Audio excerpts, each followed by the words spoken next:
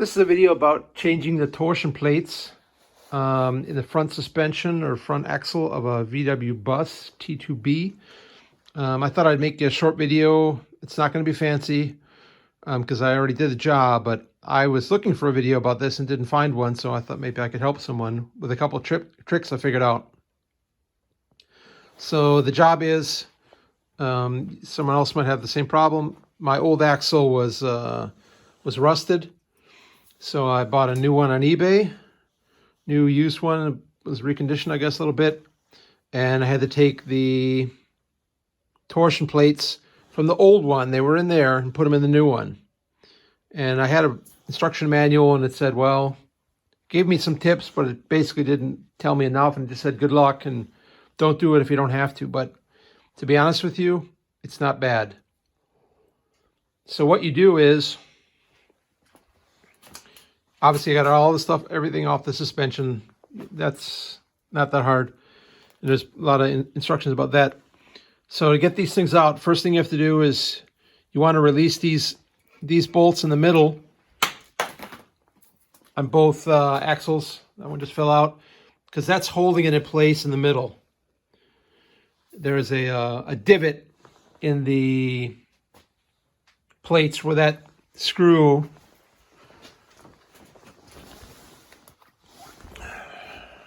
is holding it.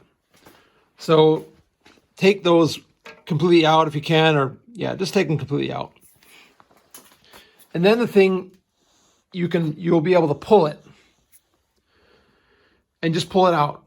It's just all full of grease. It's a big mess, but that's kind of easy. You can just grab it with your hand, pull it out. So then you got it in. Might want to put them side by side like I did if you're not in the car, and pay attention to. Let's see where it is. Here's one of these divot. Wait, I'm sorry. There's the divot. You've got one of those at both ends and in the middle. So kind of look at where those were in your old axle, because that's where you're going to want it in the new one. So then you pull this whole thing out. And the trick is getting into the new one, right? Okay, so what I did is, number one, I realized that the factory welded these things together, but only on one end. I didn't realize that. The other end, they're not welded together. They're loose. And I originally tried to push it in with the loose end, but all the plates start to come apart and you're not going to get them through, because the trick is in the middle of the axle there's a cutout that is exactly this crazy shape with these steps, and you have to get it exactly through it. So if you're trying to push the non-welded side through, one of the plates are just going to be banging and moving around because they're all loose. They're going to be moving around and not getting through that cutout. So when I realized that fact, I'm like, well, don't be stupid. Push in the side that's welded. I guess some of the times these welds break over the years. I realized that look at this top plate here is no longer welded on there. I don't know if that broke while I was putting it in, but thank God I got it in. Anyway, so that's the number one trick, or there's two tricks. Push this side through. The other side, there's no way you're going to be able to do it because they're going to be moving around. Push that end through. And the other trick is, I'll blend in a picture of it. Like I said, there's these divots, and there's also a divot in the middle. And that divot, it's logical. In the end, it has to be underneath this screw. So you can't see that cutout you're trying to push it through, but you can orientate yourself. You know that divot has to be in line with this bolt. So if this was my new axle, I'm pushing it in here. I want that divot in line with that bolt.